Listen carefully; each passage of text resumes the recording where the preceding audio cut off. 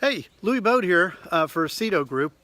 Just wanted to say thank you so much. We've had almost 4,000 hits on our first video through all our social media. That's including Facebook, Twitter, Instagram, and LinkedIn. So I can't thank you all enough for watching and supporting and for giving me great feedback. So today I want to talk about real quick the different faces of an insured. What does a risk look like, especially from a commercial perspective, and how do we get our data? So today, if we look at just the Accord form and we try to get our data off of that, it's very flat and it's very biased.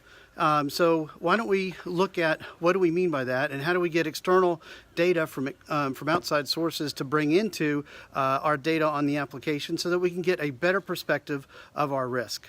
All right, so from a commercial perspective, how do we really tell what our insured does? What is the real risk that we're trying to cover? We can see a lot from a picture, but let's see, how do we get some of that data?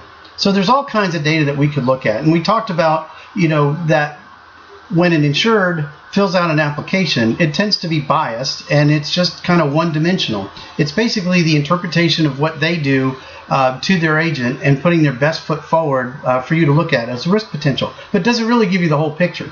What if we really looked at what kinds of information we can get from the government, especially if they're regulated, if they have to have certificates inspected, so on and so forth? A lot of that data is available. We'll talk about some of those databases in some of the next chapters as we go along. What is social media telling us about it?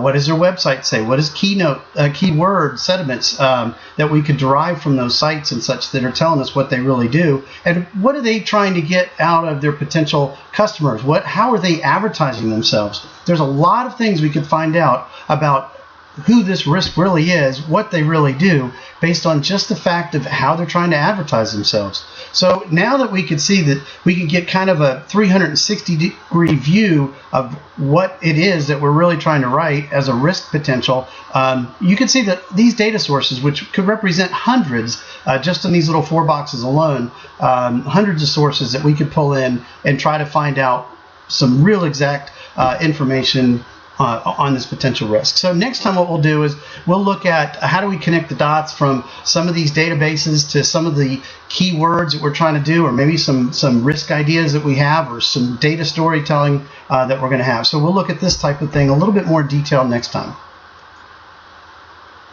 Well, thank you for watching, and I hope you got something out of it. So next time, in about a couple of weeks, we'll post another video, a little bit more detail on some of the data sources that are out there and how to bring those together. Again, thanks a bunch from Cedo Group. Have a great week.